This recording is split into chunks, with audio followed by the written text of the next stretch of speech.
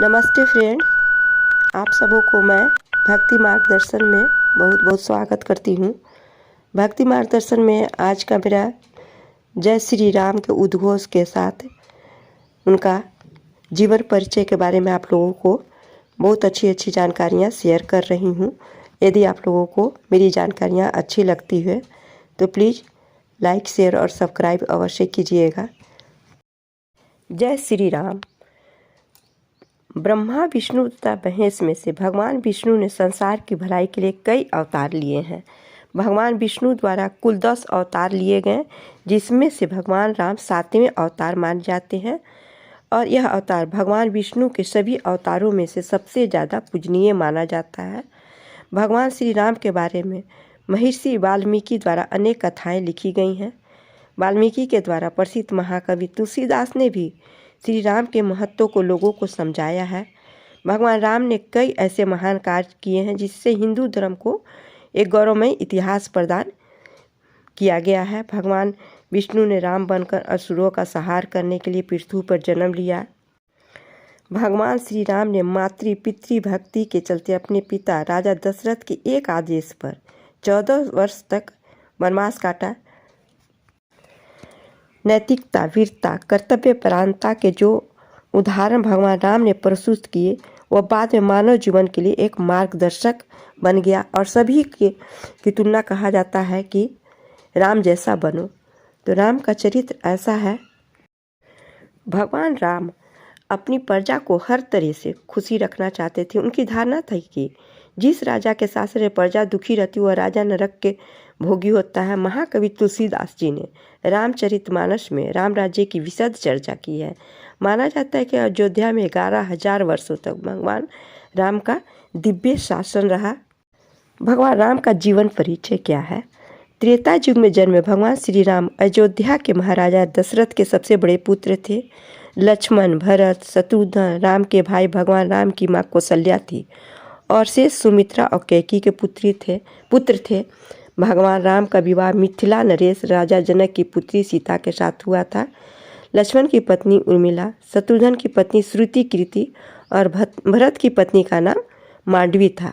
विवाह के पश्चात भगवान राम को राजा दशरथ ने रानी कैकेयी के कहने पर 14 वर्ष के लिए वनवास पर भेज दिया था, क्योंकि एक वचन के अनुसार कैकेयी राजा दशरथ से कोई भी एक वरदान मांग सकती थी। तो रानी कैकेयी ने दासी मंदोदरी के उकसाने पर भरत को अयोध्या का राजा बनाने और राम को वनवास देने की इच्छा जताई और पिता की आज्ञा का पालन करके भगवान राम, सीता और लक्ष्मण के साथ वनवास को चले गए थे।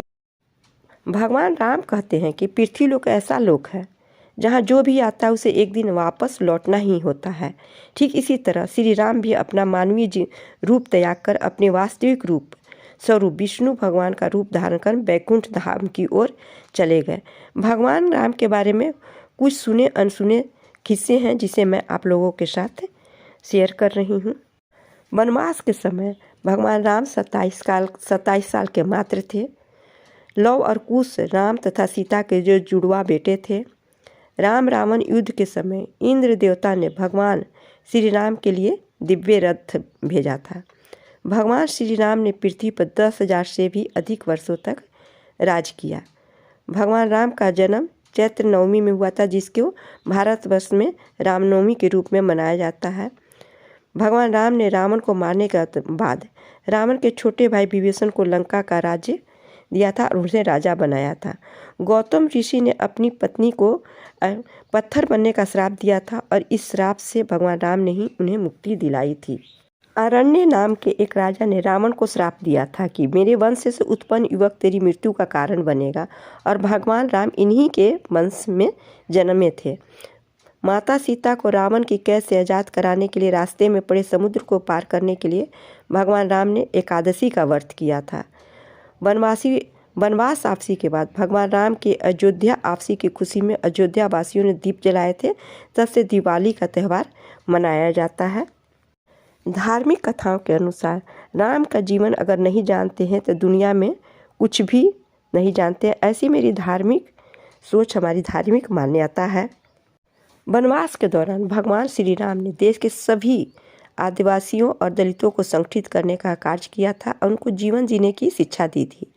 उन्होंने देश के सभी संतों और उनके आश्रमों को दैत्यों के आतंक से बचाया था। अपने 14 वर्ष के वनवास के दौरान भगवान राम ने भारत की सभी जातियों और संप्रदायों को एक सूत्र में बांधने का कार्य किया था। राम हमारे आदर्श हैं, हमारे मार्गदर्शक हैं। तारनहार श्री राम का नाम राम, यह सब देखने में कितना सुंदर है और महत्वपूर्ण है इसका उच्चारण। राम और लक्ष्मण कहने